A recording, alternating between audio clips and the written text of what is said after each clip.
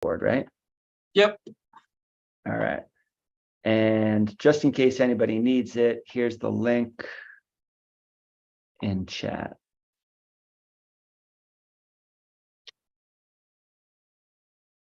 All right, I think we're live.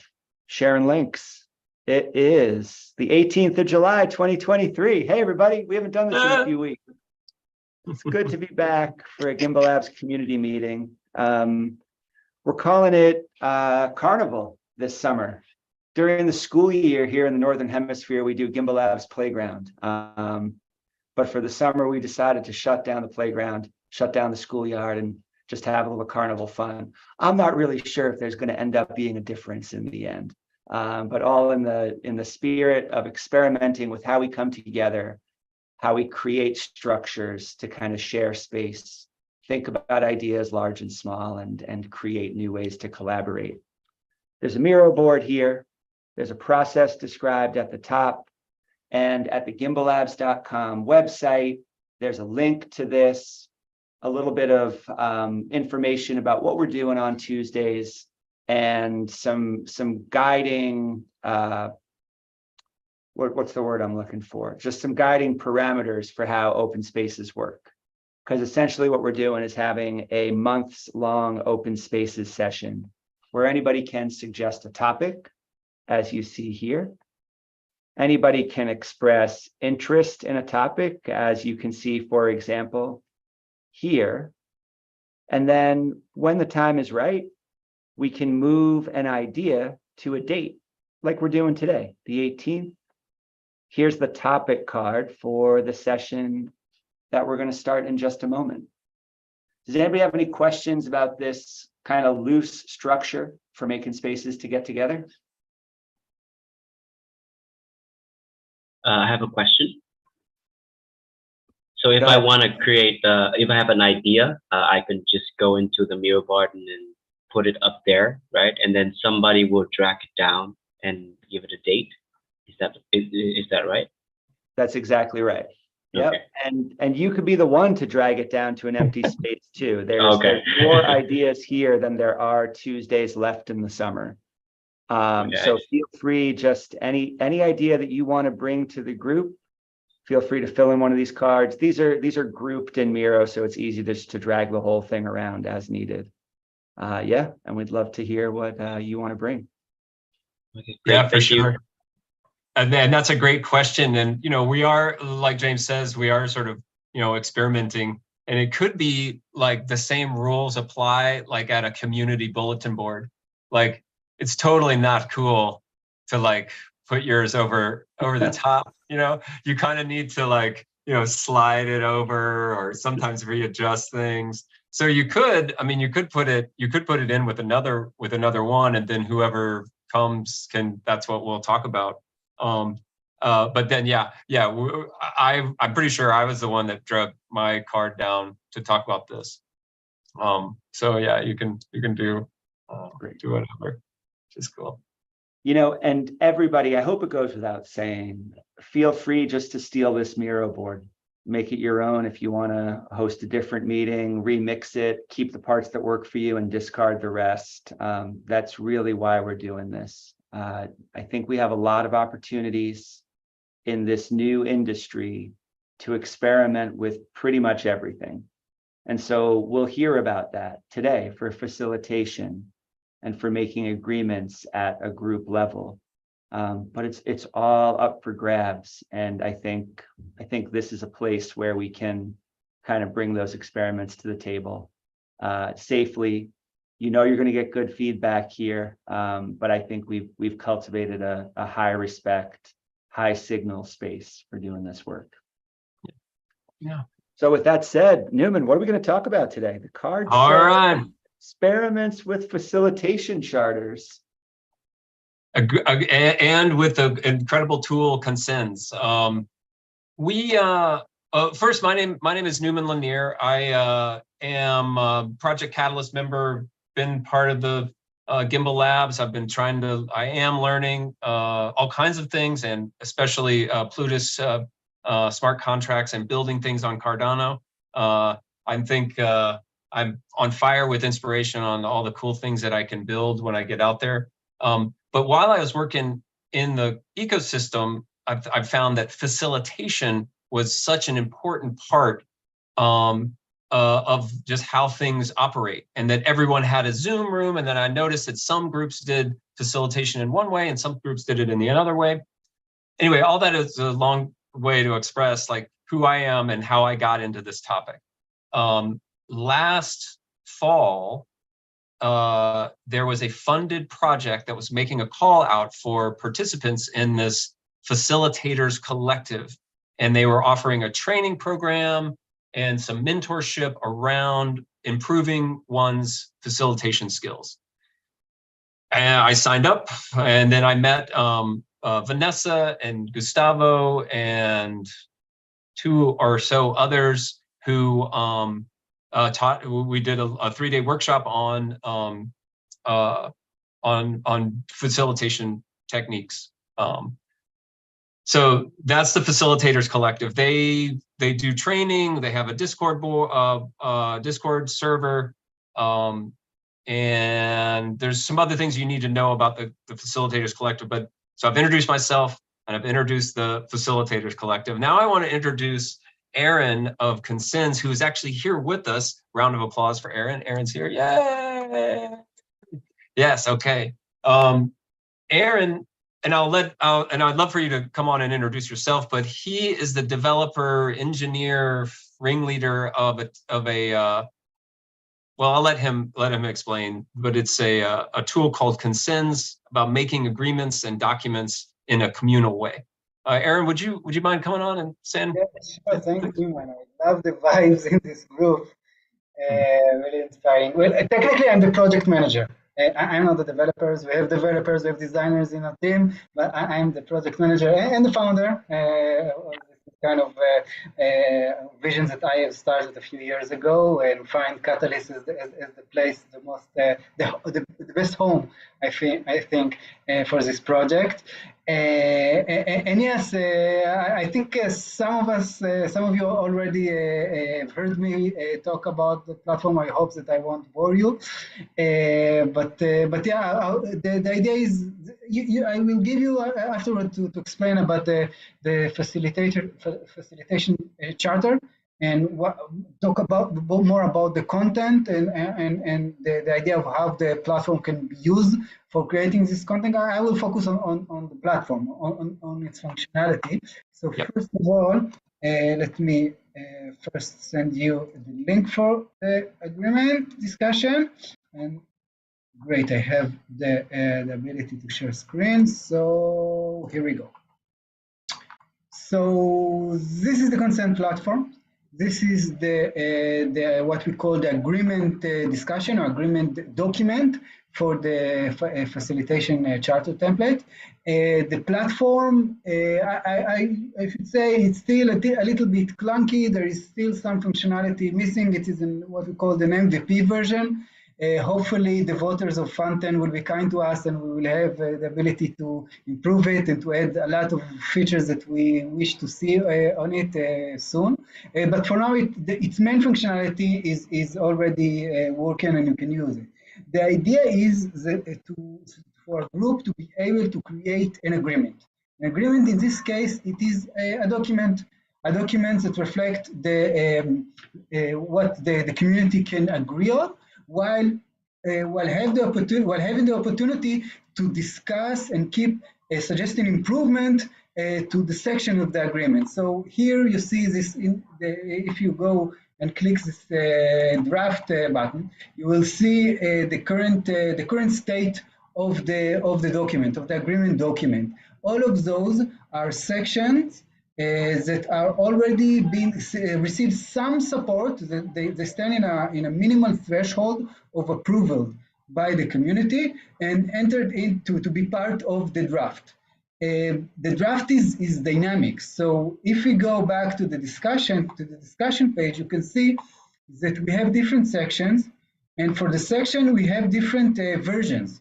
This version is the one that we received enough support. Three people gave it a thumbs up. And so you can see this little green V shows that it's now part of the draft. But if you come and other participants will come and vote for this for the other version, as you can see in this approval bar, two more supporters will come and give thumbs up for this version. Then it will replace the versions that right now in section 1 of the agreement. So this is what gives them the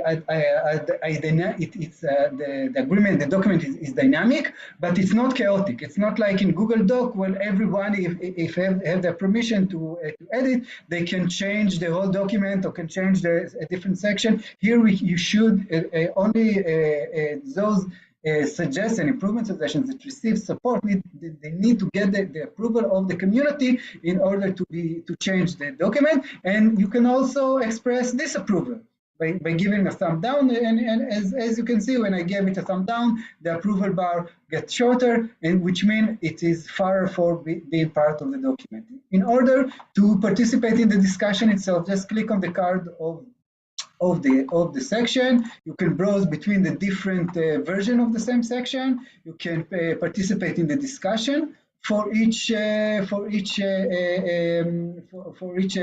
1 second. Okay, and if you have idea how to improve this specific section, if it can be part of the draft, it can be still standing a vote. Click this little plus button, add your improvement, publish it, and then it will stand for a vote and for a discussion as well. So also you have the option to add new sections to the document. So hover the mouse pointer in the right context of the document. See this plus button, click on it, add your own section suggestion, publish it, and then again it will stand in the vote for a vote and a discussion by the community. Right now, the owner of the agreement, the ones that created the agreement, and the moderators, the ones that have the moderator permission in the group, can edit the title of the agreement, the rationale. This is right now only the owner of the document can edit this, and the chapter's name. So the owners can frame the discussion. So it's important also. The consensus platform is always try to find the right balance between noise and signal, between structure and opportunity for free expression. So right now the model is that the owner of the agreement is the one that can set the frame of the agreement by setting the rationale, the title, and the different chapters, and the participant can participate in engaging with the section themselves. But everyone can go back, right, and to add a new agreement yourself. So if you think that the current agreement, this one does not reflect your opinion, and the changes that are needed cannot be a limit for few improvement for the section. So you can go back to the all agreement page, create a new agreement based on and have more freedom to express what you think is needed for the need of the group, and by that, and to invite people to come and take part in it. We plan to create some kind of maybe some kind of a ratifying mechanism, so different agreement document can compete which one receive more support from the community, but we still have the option to improve, to go deep into the details of the document in a large scale. So right now we still, as you can see, only if first users have been participated, but we build this platform in a way that it can support hundreds and maybe even thousands of participants, and always keep focus and structure to the process. Okay, any questions or yeah, and thank you, Aaron. Thank you so much. That's a great sort of overview of the whole tool. And yeah, if anyone has any questions, please let us know. And if you've never seen it, I think in the spirit of the carnival, I think we should just jump in and try to draft an agreement. Here, let me read this preamble to you, and this might help to sort of get your sense around what this document is good for. It says, good facilitation in meetings is important, but there is no single definition of good. Different groups and communities need to facilitate their meetings in their own way. That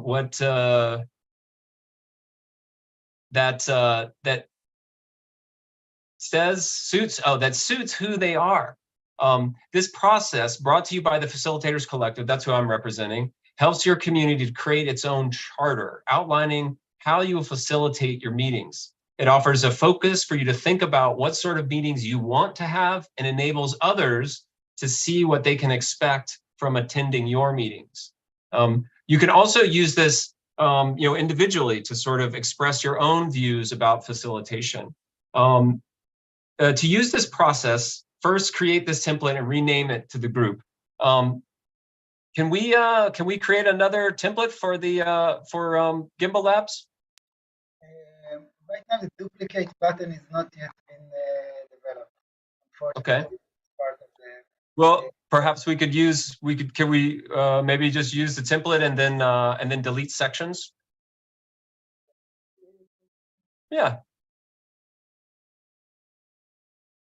Maybe.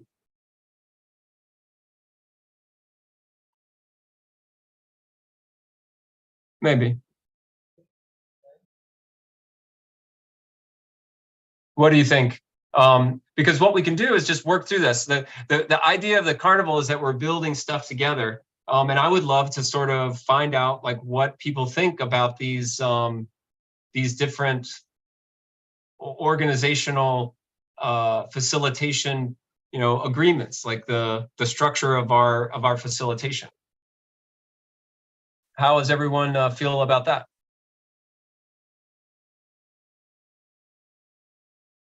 What do you think? Because that might be, I mean, this type of facilitation is I think it's an important part of onboarding and sort of being in the in community, of how communities work together, is to be able to sort of have an agreement. And making an agreement around facilitation is actually, I think, a pretty good idea. For instance, welcoming. Do you all, when you come to a meeting, do you like to be welcomed by name, or does it feel invasive?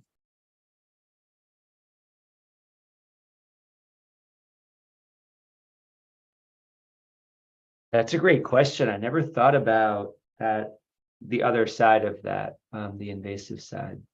Right. But Newman, do you have any reflections on your experience with the Facilitator Collective training? Would you say that the group of people who trained that way share a view of agreements like this being a productive idea?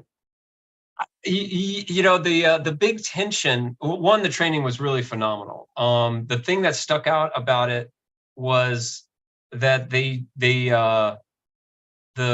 some of the things that really that got under my skin about other meetings, particularly like super long meetings and without sort of breaks, like normal sort of breaks. Like this one was long. They were like a 4-hour training, but they had like 2 breaks in between. And it was very, I don't know, it had a level of professionalism in their training that was really well done. And it was somewhat decentralized. So the team was really built up from different things. If they do another cohort, I would suggest it to anyone.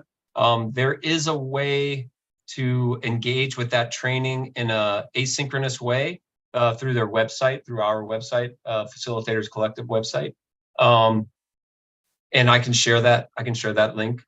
And now the big tension in the group was and I think it started off as having like a set of rules that everyone would sign up to, so that there would be a set rule, and then you would agree to it, and that would be, like we all kind of agree to these rules of facilitation. And Vanessa, who was one of the founders of the group, one of the main proposers, it sort of stuck with her, and she's just like, no, it's not right. And we sort of really came to an agreement of that this agreement-making process is a process, that agreements are a process, and that they evolve. And then we immediately thought of consens, and this would be a great use case for the consens tool. And so our vision is that people would add their, like, oh, we do it this way. For instance, at Gimbalabs, when we gather for Gimbalabs, like there is a real welcoming. I think you do the by name mentioning, and there was one other like specific thing. I guess it's sort of the open space mentality of like, okay, who's here? And then what do we discuss? You can put things on so we have an informal-ish, we have a structured informality, which is really good. So that's on the positive side. But on the negative side, I can see the others, it's like, well, no, I really want my meetings to get started right away and to know what the agenda is and just give me the things, and then I can do it. And I can see both sides to the thing, and it would be cool in organization to have that so that you can see it in the beginning, so that it's like a known quantity. It's like a parameter that you can change. You can just like, oh, let's try doing meetings this way, in that sort of, we've written it down and it feels somewhat more scientific. If that answers the question. Thank you. Yeah. So I'm wondering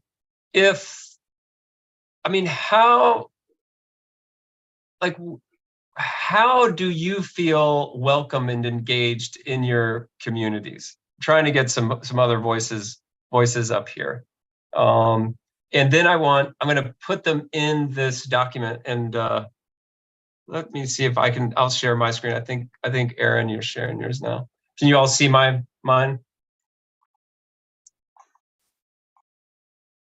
And so I'm going to make a new version of this. Oh, I've got to sign in. I've got to sign in. So I suppose we have to have a new account.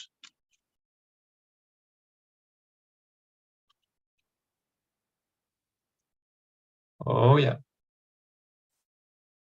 Typing out your big long password is kind of hard with people watching. While you are signing in, maybe I share from my experience or my feeling. Sometimes I come for meeting to watch and to listen. Maybe you can call it to lurk. And Yeah. and when I come, I signal it by turning off the camera.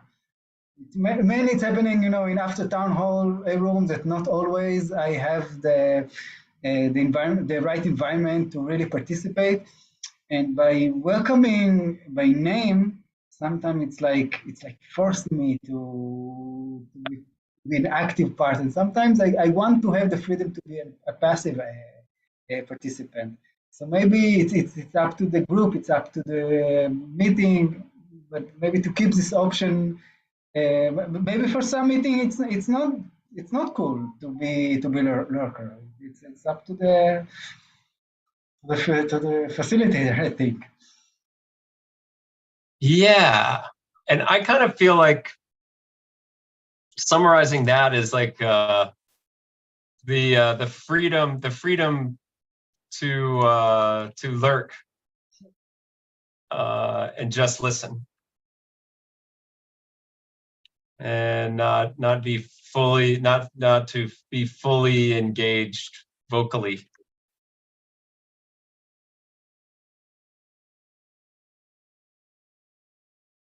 And so now that discussion is is posted up. Okay, Dan, go ahead.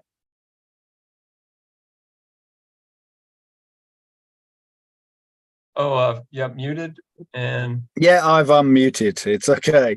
Okay. I was going to say it very much depends on the type of meeting, right. In whether you would necessarily welcome everyone by name. If you've got a large group of people who don't really know one another, then welcoming everybody by name, they may all be known to the organizer, but it's not really practical. In smaller groups like we have at the moment, it's nice that James says, "Hi Dan, how are you?" or "Hi Harrison, how are you?" And because people know one another, I think it makes a lot more sense for people to say hi and mention their names.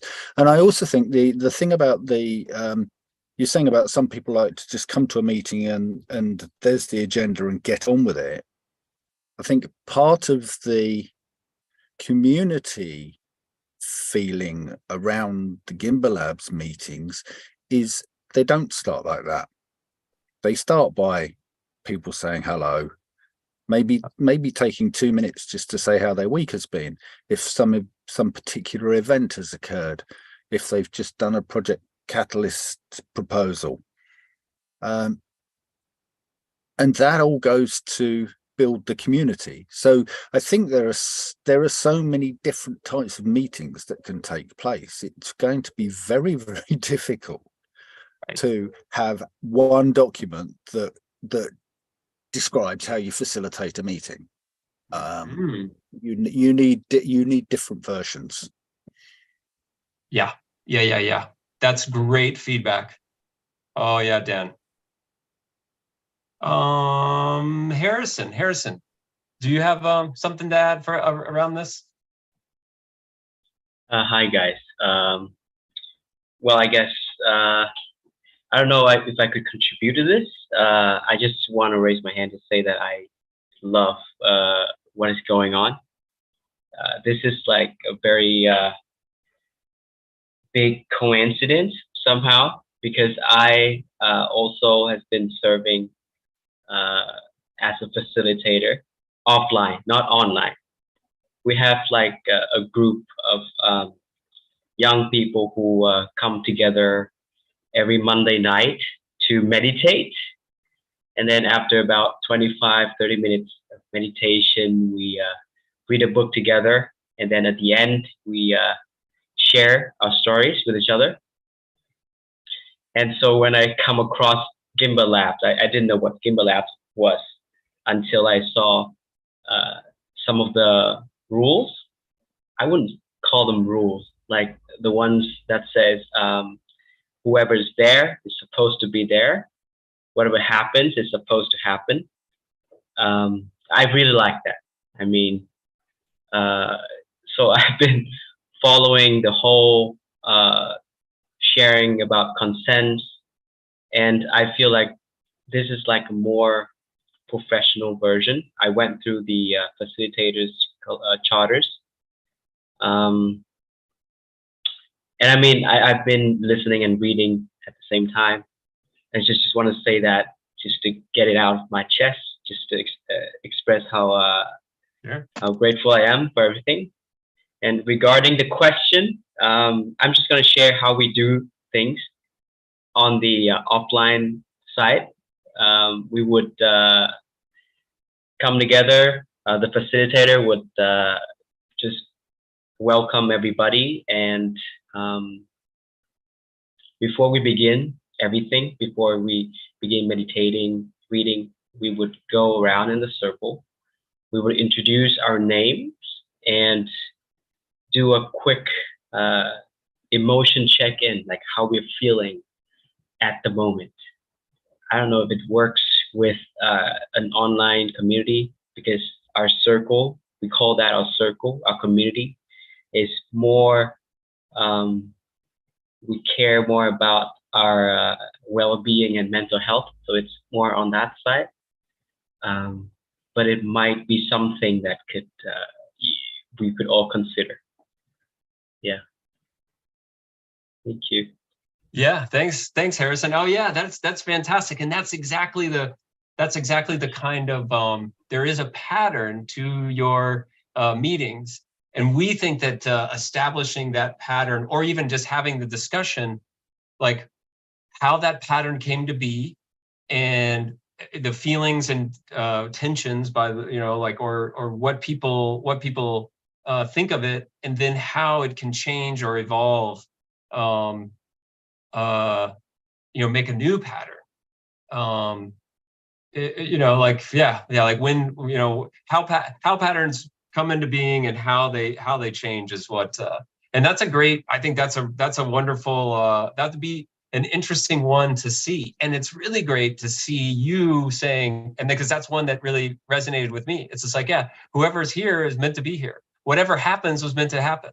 So, you know what that does is just saying it out loud, it makes me just like get comfortable. Like, it's like, oh yeah, like this is just us. It's just us here. Dan's here. We,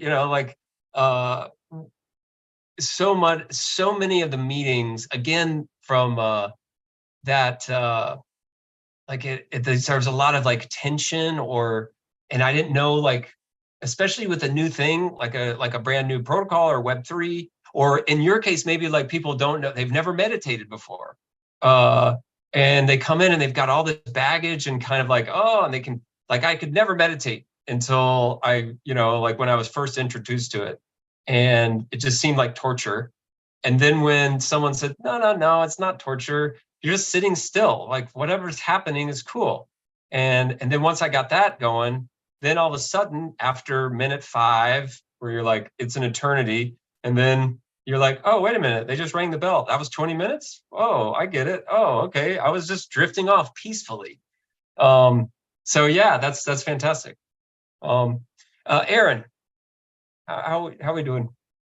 Yeah, I just want to say I really like the idea of checking at the beginning of a meeting. I have been participating in many meetings that started like this.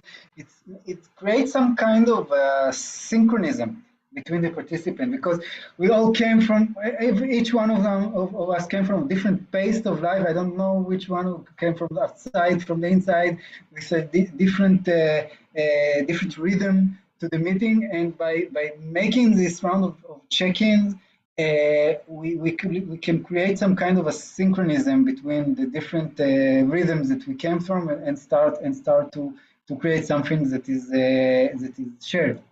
So I really like this approach as well from experience. So thank you, Harrison, for reminding me of this option. And now, one thing about using the Consens tool is there is no edit button. So in order to create something new or make a change, you do another version. So we've got in this welcome section, so this is our somehow, so in this welcoming, just from like what we talked about with Dan, I've got we allow lurkers. Depending on the group, we greet people by name. Mostly in small groups, we meet by name. We allow for informal starting of meetings. And then we could comment, like, and I commented, whoever is here is meant to be here. So that's kind of something cool that might be about like welcome. Like if you feel welcome, if you're like, oh, I'm here, it's like, I'm totally here. I don't have to worry that I'm in not the right spot, or people don't, like if they find out that I'm not a developer, or I don't know what a hash algorithm is. I know that Harsha knows what a hash algorithm is. But it's an inclusivity sort of clause, like, and it's stated in such a way that it feels very genuine. And when I heard James say it the first time, I was like, oh, I think I'm in the right spot. All right, when I heard him say it, I believed it. I guess that's what it is. Yeah. All right. I want to drive the bus. So core meeting practices. And, oh, are there any ground rules? Like, listen to some of these ground rules. The community organization will take the following approach to ground rules in our meeting. We will, do we set specific ground rules? Do we state them at the top of the meeting? Do we have global ground rules for all of our meetings? Are they written down? Do we have no ground rules? Are they decided by someone? Is there like a participatory way? What are ground rule things that we think of? I mean, like some ground rules are like, we don't, we always ask permission or if everyone is ready to video. Can anyone think of other ones that are kind of?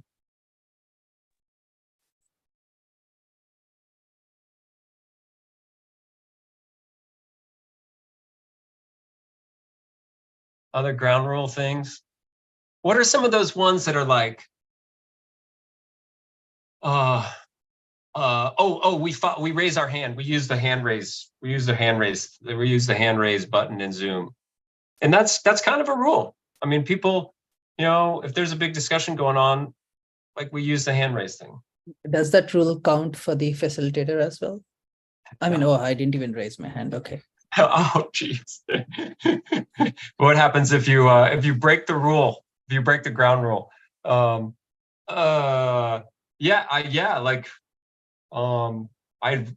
like to raise my hand. If there's it's funny. It seems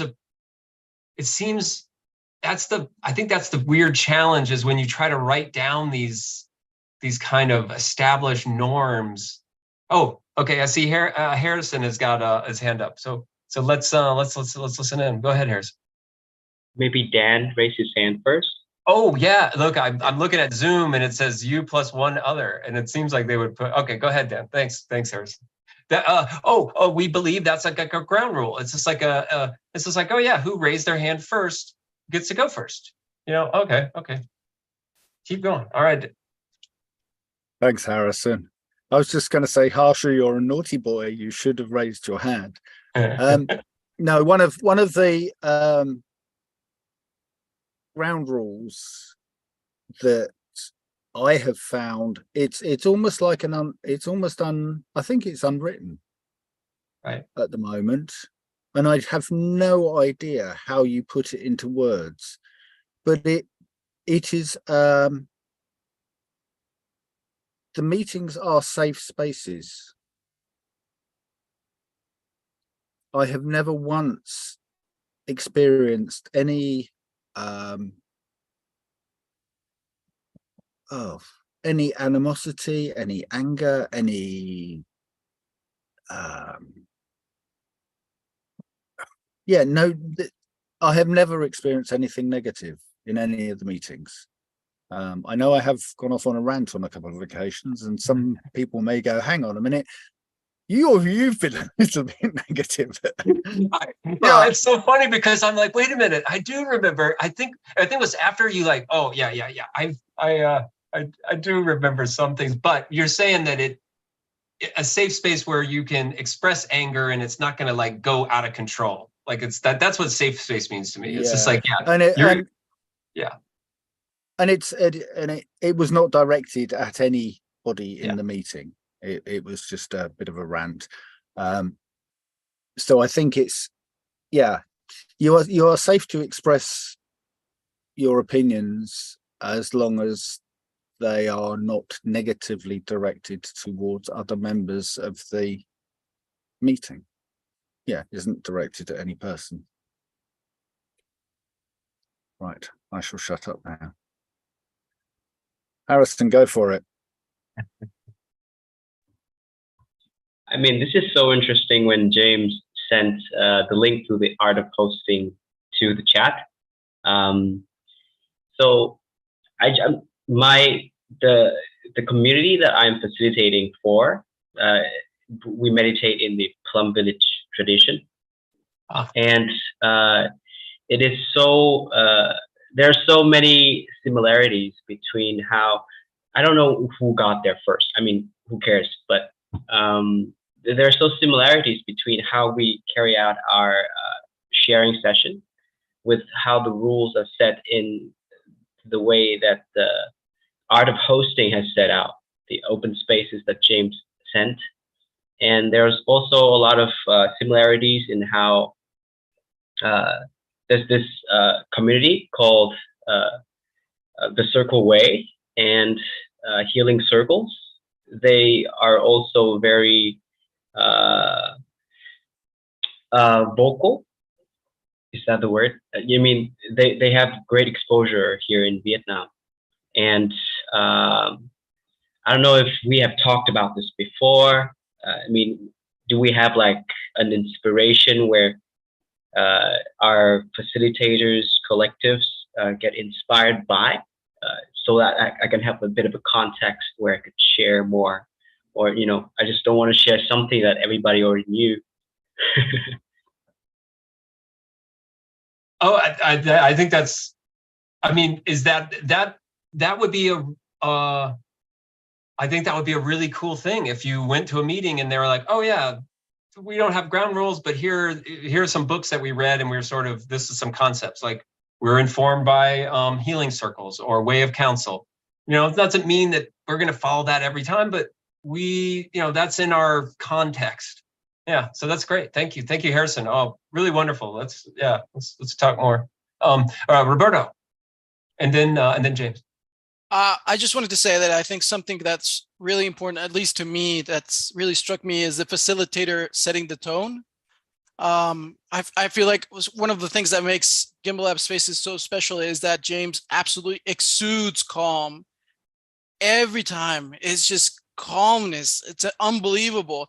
No matter what the energy is for the rest of the group or whatever, everything just seems like it's going to be okay because the tone is just, so it creates openness. And like you, Newman, you're super friendly, right? So you feel comfortable sharing, you feel comfortable opening yourself, but it's really important that the person that has the room sets the tone so that everyone else feels comfortable sharing and just participating, really. Yeah.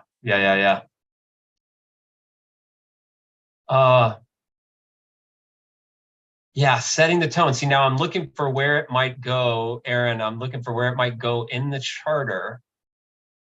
That would be inclusion, privacy, conflict, decision-making, participatory documentation, developing skills. Oh, that's interesting. Oh, maybe right here, like developing facilitation skills. Like we feel that the skill of managing your tone and we appreciate, you know, energy and calmness and, you know, like to allow us to open, to allow us the meetings to go. Because Roberto, I definitely see that. Some meetings have just set me on edge and I can feel it now. It's so funny. You know, a good facilitator can, you know, the duck on the water is like the you know, have you ever heard of this? The top of the duck looks like it's not doing anything, it's sort of moving around, but underneath it's just wiggling those feet, you know. Yeah. So, Yeah. Yeah. So that's a good one to recognize. Okay, any other ones? It's hard to, oh, there's a new feature where hands just go down automatically. Oh, nice. They get tired. It's like a, you know, like, you know, it's interesting putting ideas in writing, and we've referenced this a few times, because if there's one way to raise my temperature in an interaction, it's to tell me to calm down. You know, when you're in those, you know, you're in those conversations with somebody you love very much, and somebody says calm down, you're like, I am calm, get out of here, you know, like that's, so there's always a slippery slope when it comes to naming these things, because sometimes upon naming them, now we can weaponize them. And so I don't know exactly what to make of that, but I think it's worth bringing.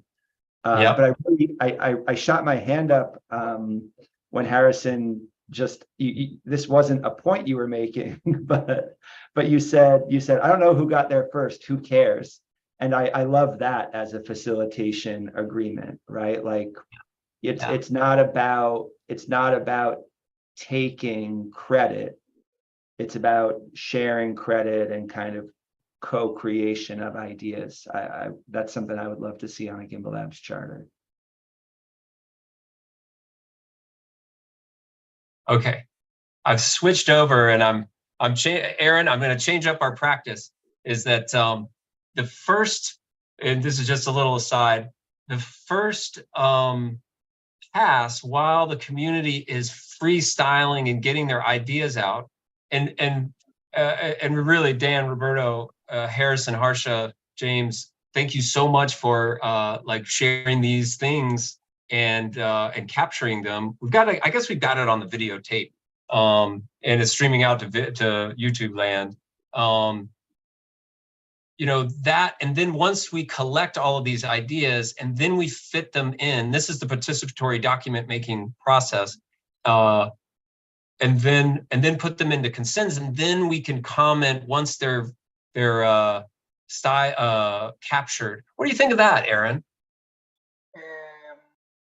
I want to say we talked. It came in the conversation a few times that there are some practices that are evolving organically in a group, and to capture them in words sometimes it's like it makes them a little bit frozen, and here we are trying to bring some, as I said, some dynamic process to the fact that we are writing things down, but still allowing them to because there is still, in order to create rules or to create a culture, sometimes to write things down, make them more concrete.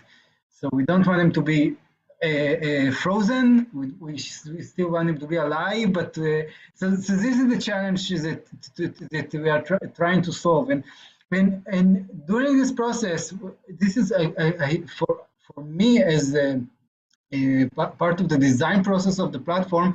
I see it as a huge benefit, because I see what is missing right now. And you said, you as creator of a suggestion and concerns, you would like, tell me if I understand correctly, you would like to see an edit button, so you don't need to add a new version each time. Right now, it's kind of little, as a user, you're kind of frustrated about it. So this is something that maybe I should add to our issues, to our mission, to our backlogs of features to be developed. So as I said to you and Vanessa when we met and tried to prepare this meeting, maybe for now Google Doc is still better. It's a more fit tool for this process. Yet again, content is built for large-scale participation. Maybe for a smaller group, it will be more efficient to create other tools. But we are learning. As you say, we are evolving the platform from direct experience on a real needs, on a real issues, not only time traveling relation, not just imagining how we should use it. So I just want to express my appreciation for your willing to experiment with the tool in this early phase of it. And yeah, it's completely fine. I'm learning, and hopefully we will have the opportunity to improve it and to bring it back to this group as well after we will implement those improvements. For sure. And just before you start, James, I do want to express some appreciation. I do know it's the top of the hour, and Aaron, if you've got to leave, that's totally cool. I'm going to stick around for at least a little bit more. And we did talk about this. I apologize, because this is how to start first with this document, where people can kind of freeform, or a Miro board. The structure, the beauty that it's a feature, not a bug, of consens, that you can't edit it. It's made for like the governance part, so that it can't be re-edited. That's a feature. Don't let that go, because I think that's really what makes it special. It's not Google Docs, but they can work really well together. And that might be, like that could be the insight, just to go a little bit of design thing. Like if there was like attach a Google document, like here's a Google Doc brainstorm, link. And that's a freebie. You don't have to put me on the team for that. That's a free design thing just for you. Yeah, it is an actual task in one of our milestone in one of our proposals for funding. Yeah. Thank you so much, man. Thank you so much. But if you guys are, go ahead, James. But I always hesitate to pile on user feedback, but Aaron, I just wanted to second what Newman just said. I wouldn't want to see an edit button. But one thing maybe down the road, like for example, on Newman's screen right here, we have bullet points. And it could be interesting to be able to vote on individual bullet points rather than a whole section of a document, right? So we can be collectively building something out, but then individuals can say, hey, I like points 1, 2, and 4, but not number 3, for example. I know that would probably be developmentally intensive, so no hurry, but could be kind of interesting to look at. We're thinking about subsections features, so Yeah, you can discuss in more details inside of the section. cool. Yeah, just getting to know, and I've really learned quite a bit.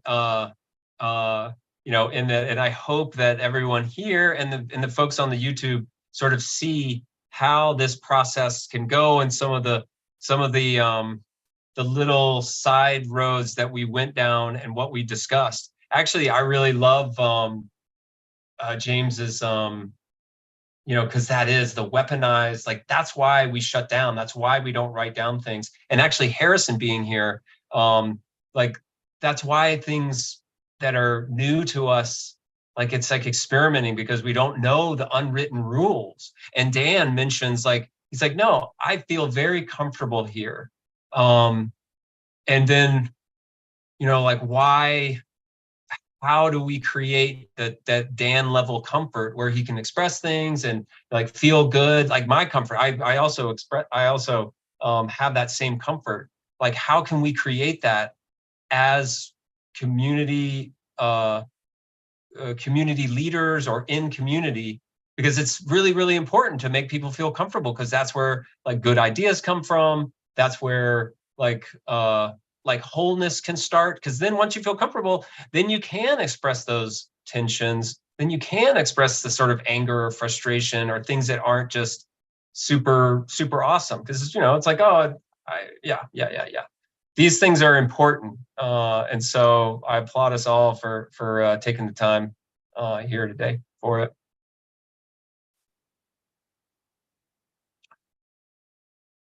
Yeah. Thanks. And I feel like we got the, you know, the carnival, like build something, you know, so we did start building, and I feel like we got to a spot to where now I feel like I know a little bit more about how to do this process, and I, you know, we've started in on a Gimbalabs you know, facilitator agreement document charter, you know. Yeah. Beautiful. Aaron, and if you do have to drop off at any time, I just wanted to say before you go, feel free to come back anytime as you guys keep rolling out new things. If you ever need a place to test it, this is a blast. I really appreciate it. Thank you very much. Yeah, actually, I did need to get up very early tomorrow, so I think that I will drop off. And really, thank you very much. It was great to experiment and great experience with you all. And yeah, right now after I joined this Zoom meeting, all of this Carnival meeting will be in my calendar. So hopefully I will hop on for the next meeting as well. Cool. Thank you all. Cool. See you Enjoy. soon. Thanks, Aaron. All right. And Harsha, I see your hands up. Yeah, I just wanted to like mention that some of the really awesome facilitators that I've met, they somehow are able to bring people into conversations, make them feel comfortable, and don't necessarily take up most of the time putting their personal views in too much. You know, they still have personal views, but I don't know what it is that these people have that makes other people want to speak, and they somehow like bring people in, and I can't like place my finger on it. Do you guys have any idea what that is, like how these facilitators manage to do it?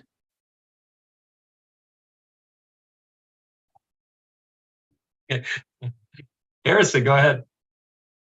Can you tell like an example of it, like a story, if you can still remember to give Oh, it I mean, more? like Yeah.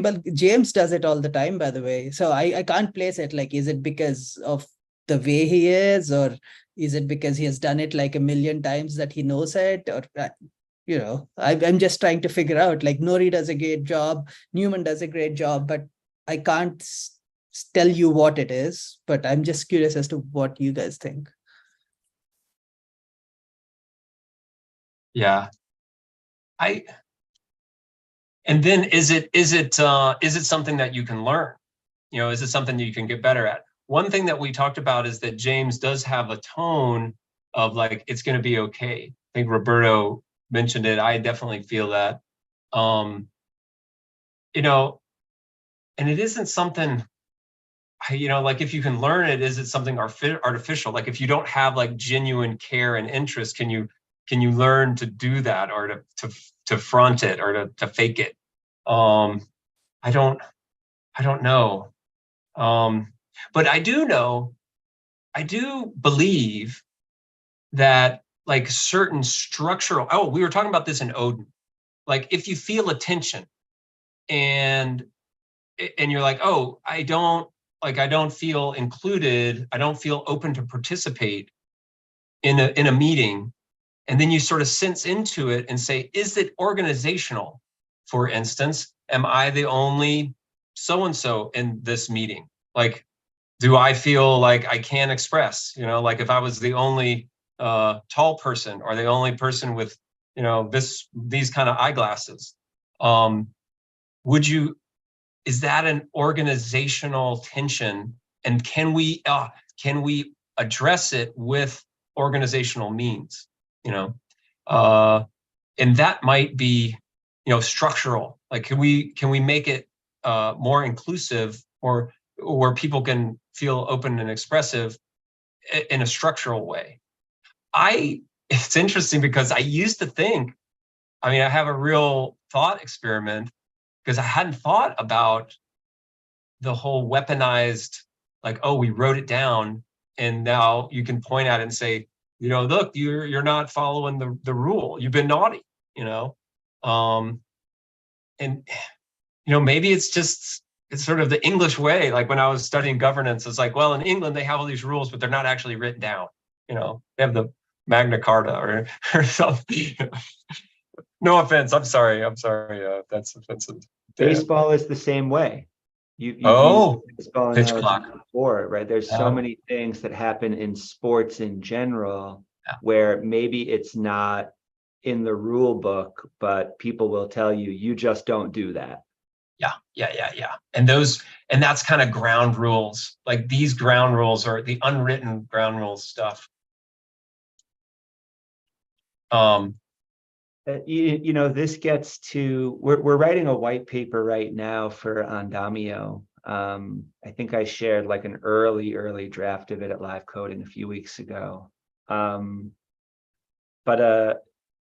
I think the word tension works here, right? There is a tension between what can and should be written versus what's cultivated in a community. And I don't feel like I'm in a position to make like a sweeping claim right now, but like I think what we're getting at here is there are some things a community can, if they want to, and must earn through practice over time. Right? All of us have been part of meetings where the trust didn't exist yet. And in some of those meetings, stuck around to a point where that trust was established. And so how can what's written help to maybe like cultivate those guidelines so that groups of people can get to the unwritten part together?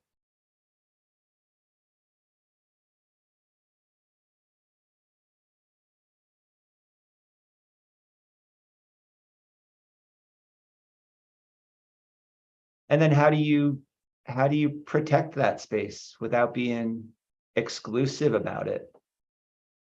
It's a fine line between protecting what's worthwhile and, locking people out.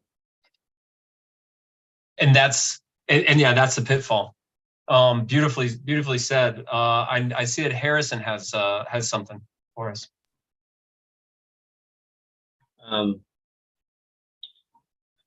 I think through my own experience as a facilitator in offline circles, one of the hardest thing that I face is the silence. And I think that's probably the hardest thing to be comfortable with and to get used to. It's very similar to the unwritten rules. I mean, when there's a long silence that comes after a question from the facilitator, there's a zillion things that pop up in your mind. It could be like, oh, maybe I didn't put out a good question for everyone to be intrigued. And so I think that's what I saw in James when he just shared. There was a short moment of silence there, and he was okay with it, which is very nice. And so I think that's the thing that we when James said that it takes practice. One of the things is to be comfortable with silence, because when we are being put on the spot, it's very easy to feel like you are at the position to please others, to serve, and you're not supposed to keep the atmosphere, everything quiet and without engagement. And so I don't know if this would be a cultural thing or it would be good, because it could be a bad thing if we are doing something different from like an offline circle. We are meditators, so it's fine. But it could be something. We don't use the word bad here. I can sense that, but there could be something there. Yeah, that would be a great rule, like the word bad, like these are the danger words, or okay, I get it. Thank you. And especially like from the meditation, like being okay with the silence, and then even a meditation facilitator gets uncomfortable with those silences. The way you said was wonderful. Thank you. Dan, I see your hands up. Go ahead. Yeah, I was going to say, being comfortable with silence is definitely a skill that is learnable. You ask anyone who's done any sales training about the silent close. It's a battle of wills at the end of the day, but it's a learned skill. And the first person to speak loses. If the salesman opens his mouth, that's it, the sale's gone. But if the person that he's selling to speaks, he's won the sale. Not always, but it happens the majority of the time, if you do it right. So that's certainly, of course. Now, so we've got like the facilitator of a meditation circle, and then like a sales meeting facilitation, right? That's awesome. That's awesome. Roberto, what's up? I just wanted to say real quick, when you talked about how the English system and jurisprudence and how that's created and those unspoken rules. So in the opposite system, the Roman Germanic, everything is written down. So you need to figure out what are the sources of the law. And one of the really important parts of it that sometimes really informs how law is interpreted in those systems is you get, we call them costumbres and traditions. Costumbres is translates to traditions, but we see costumbres as habits. So just little habits that repeat over time become traditions, and that becomes culture, and that informs the law, because it's literally something that you do like all the time. So society just recognizes this as something that you do.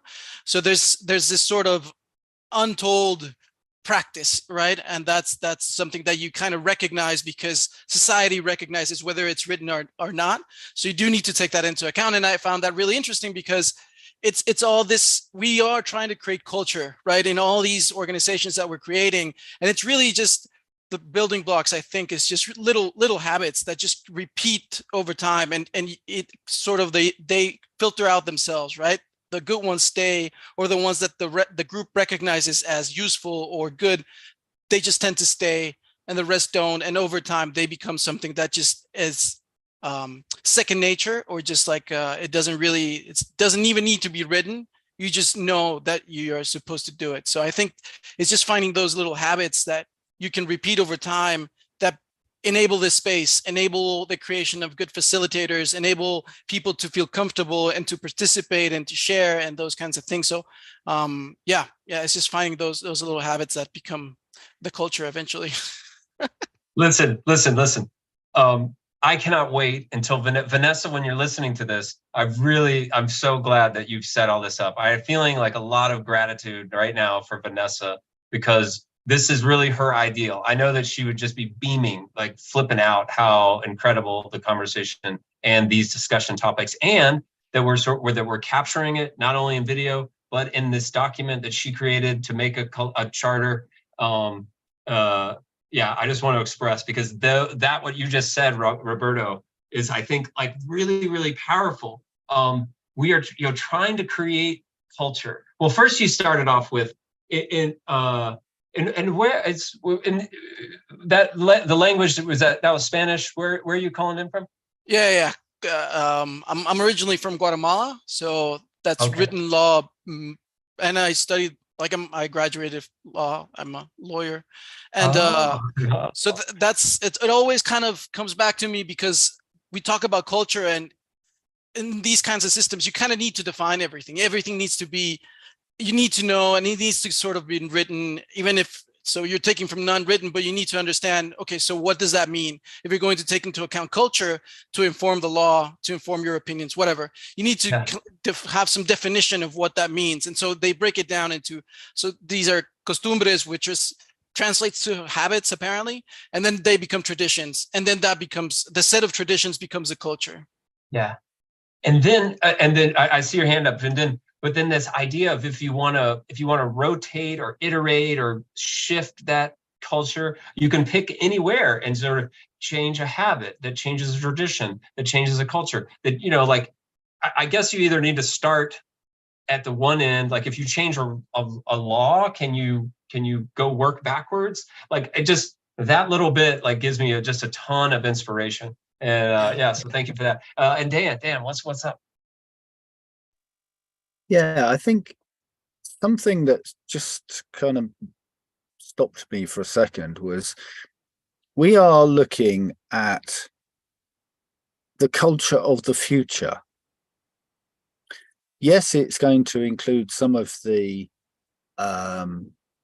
aspects of the culture that we live in at the moment, but blockchain and the technology surrounding it is what's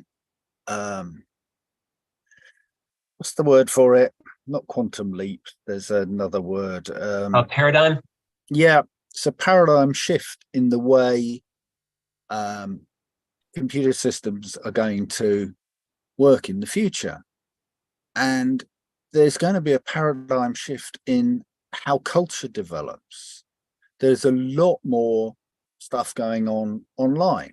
A lot more people have worked out that it's a lot better sitting in your home office, getting on with work. You don't have to commute. You don't waste time on the subway. And somebody on Discord put a thing up. I've got the page open up here. I better tell you the right name. I love it though. The no commute. I'm gonna vamp while you get ready. The no commute, like just that change in culture. I was listening to some like radio commute time radio shows, and I'm like, this is a culture. Like, what is this? I was just like affronted and like, what the? And then also like strangely like attracted. Is like, is this just like human nature that I want to like do this cackly weird? I was like, but then I was really intrigued. And anyway, go ahead, Dan. The drive time shows, yeah. The drive time show. It's like a thing. It's like a thing. Ooh, the breakfast show when you're going to work and the drive time show when you're coming home. They are part of culture. They're part of, I mean, you turn on any British radio station, they have a breakfast show that assumes people are going to the office, and they have a drive time show in the afternoon that assumes people are driving home. Yet that is changing. Sorry, the website that popped up on Discord, I don't know why someone put it on there, is remotemobprogramming.org. Yeah. Was it James? Did you put that? Yeah. That was from Alex. Yeah, it's a really cool idea. I read it and I thought, wow, that's absolutely fascinating. It's built around the premise of 4 people working together remotely all the time. So you sit at your computer, you turn your microphone on, you turn your camera on, and you're in the group with the other 3 people. You have a typist who changes every 10 minutes. The typist is the one that does the coding. So he doesn't have to think. He just goes, right, they want this code written. So he types the code in. That swaps every 10 minutes. One of the things they found is it gives people a 10-minute break. So they can switch their brains off and just be a typist for 10 minutes, which lets their brain process stuff. So when they come back in as a contributor and someone else starts typing, they've got fresh input. And that's going to be if that takes off, that's going to be a huge culture change in a lot of companies. They're going to have lots of little groups of people who really get to know one another, really work together as a tight-knit team and produce phenomenal results.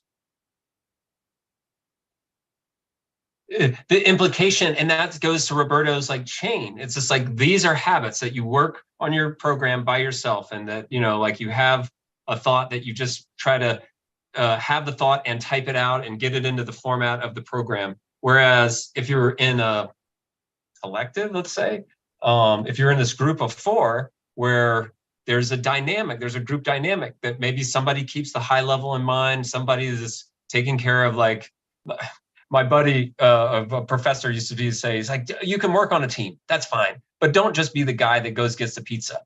He's like, don't be the pizza getter. Like, that's not gonna solve the thing. But if it rotates, I didn't think about that with the rotating part, but yeah, it would give you a chance to do the different. I wonder if other roles, I imagine unwritten. Oh, this might get to.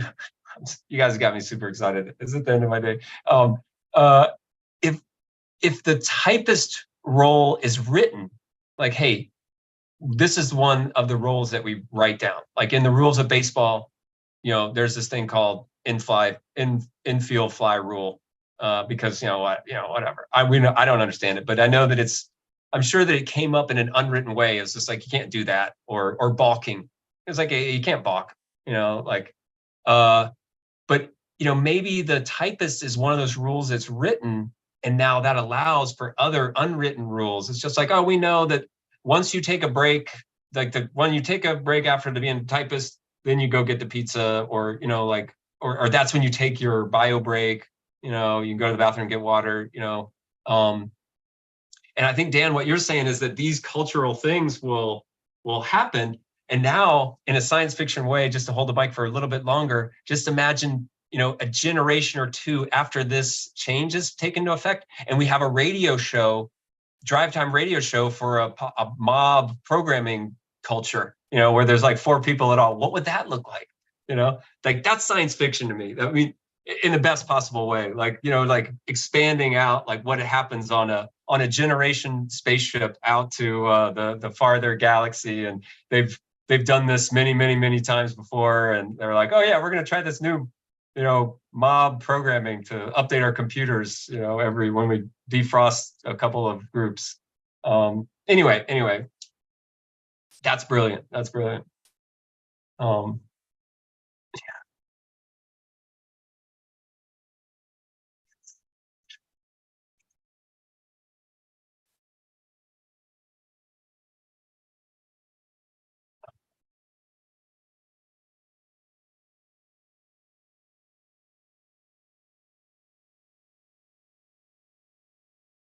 Yeah, and we can't make a sweeping claim about what should be written and what should be unwritten.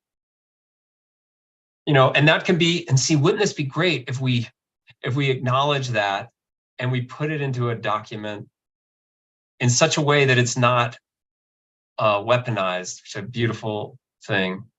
But we're like, yeah, we acknowledge that there are unwritten rules to our community, but they're not meant to exclude you. They're just natural that come in.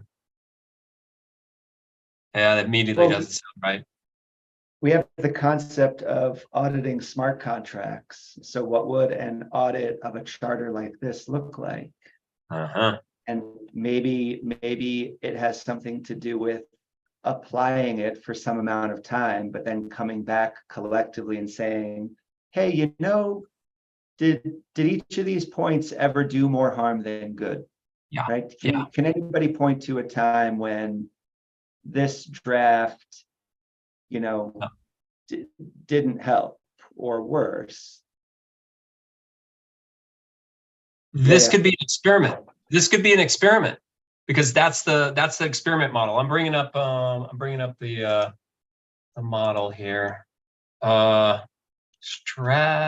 Nice. Connect the dots. I like it. Yeah. Strat. How do you spell strategizer? I'm going.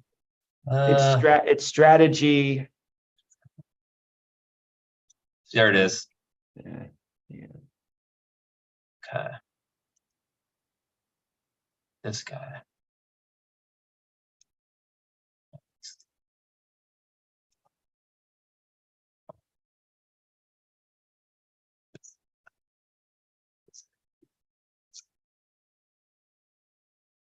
So these cards,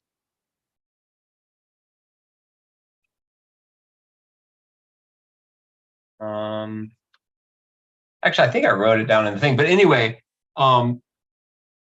we can design a test around it and say, these are the metrics. Like we'll ask, like in our course survey, mid-course survey, we say, oh, did you read the these guidelines and did they help? Or some UX research user, scientist, data collection scientist can prompt a test question that could get to whether it helped. Actually, is Harrison still around? Like he got that message of, like people are here, or the people that should be here.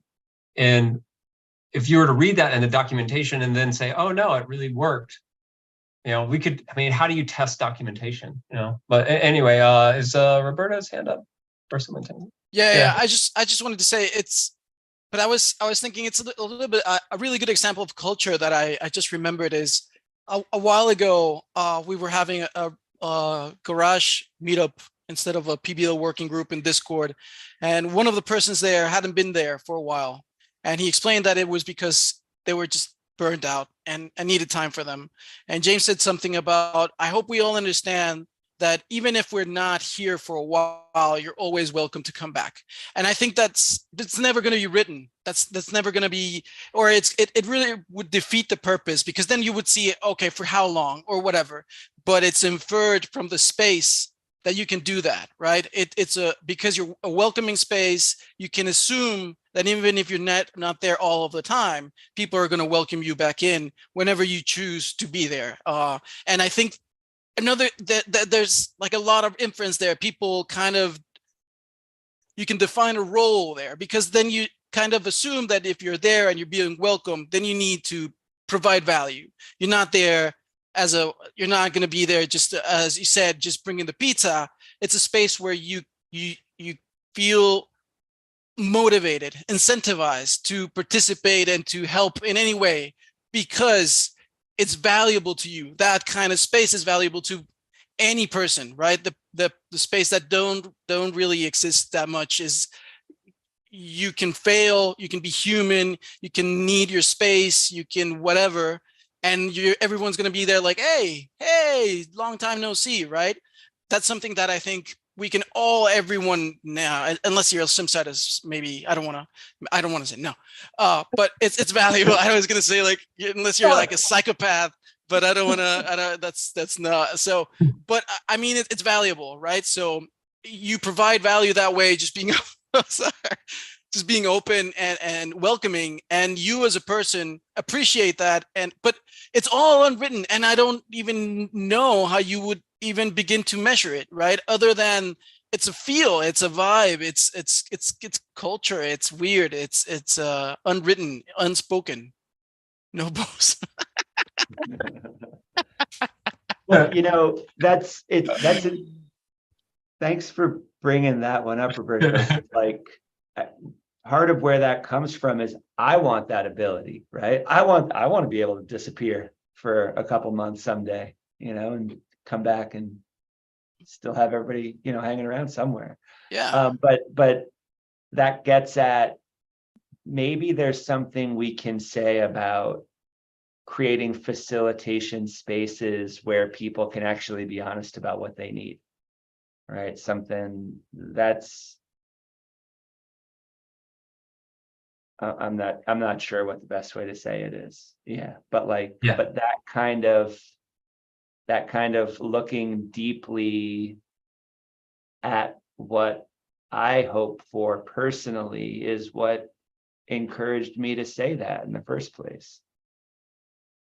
It's gonna sound, but it's some of this stuff is like, it's there for a reason, and just people kind of, but like, treat others as you would like to be treated, right? Those things are valid. It's just people can take it as they want, but there's a reason why they kind of stand the test of time. And it's a matter of if you practice it and how you practice it. But it's one thing that it's written, and it's another thing to live by those things, right? And that's kind of differentiates just appearing to be something. And it goes to being authentic, right? This ability to be transparent and being honest about what you need, it's being authentic. Because if you're always wearing a mask in different spaces and different people, especially, we're kind of a close-knit community, we're small, people notice, right? People are going to be like, no, that's really just you're playing a role depending on the space that you're in, right? And that happens a lot. But if you're authentic, that kind of thing comes up, right? You're going to be fallible, right? You're going to get tired. That's all echoed in all of the literature on evolutionary organizations, right? So it's kind of like the ancient wisdom, it's the teal organization stuff, and I think we're finding connections between those. Hey, Jonty is here because we're going to check in on the PBL course. We can jump to a breakout room, or if people want to talk PBL, we could transition sooner than later. What's best for everybody? I've got I'm open for whatever, but I've got to check out, and I just have to check in on another meeting and come right back. This is just something that I got to do, but I will, if this link is still around, I'll jump back in. I definitely want to keep up the conversation. And with the streaming and will it just sort of check over, or just stop it and then start it back again? Because if we are going to stop the streaming, I'd like to say thank you to all of you, express some serious and deep gratitude. I think this is the first carnival experience I think that I've had, and really exceeded expectations. Little rocky in the beginning, but I think we really pulled it off. Really great. Really, really good idea for a session. And thanks Yeah. for getting it going, Newman. And yes, I want to be on record saying thank you as well to Vanessa. Good call. Okay. All right. I'll see y'all. I'll be back. Ciao. All right. Cheers, everybody. PBL stands for project-based learning. And so we have a project-based course that teaches developers how to build Cardano dApps. We call it Plutus PBL, but we don't only cover Plutus. We cover a few different parts of the application stack. But today we were going to just catch up on the actual Plutus module that's going live pretty soon. I'm going to stop the recording though, so we can just be offline checking in. So if anybody was watching this, it's Tuesday. We do a meeting like this every Tuesday at 1800 UTC. Next Tuesday, 25th of July, we'll be talking about decentralized identity with some old friends. That should be a fun one. And 2 weeks from now, there's another really good one. I just have to check the notes here. On August 1st. Oh yeah, we're talking about games and how you can build bridges between communities by talking games. So good sessions coming up, and there's a few Tuesdays that are unaccounted for over the next few months if anybody else has a concept you want to bring to the group. Thanks everybody. See you soon.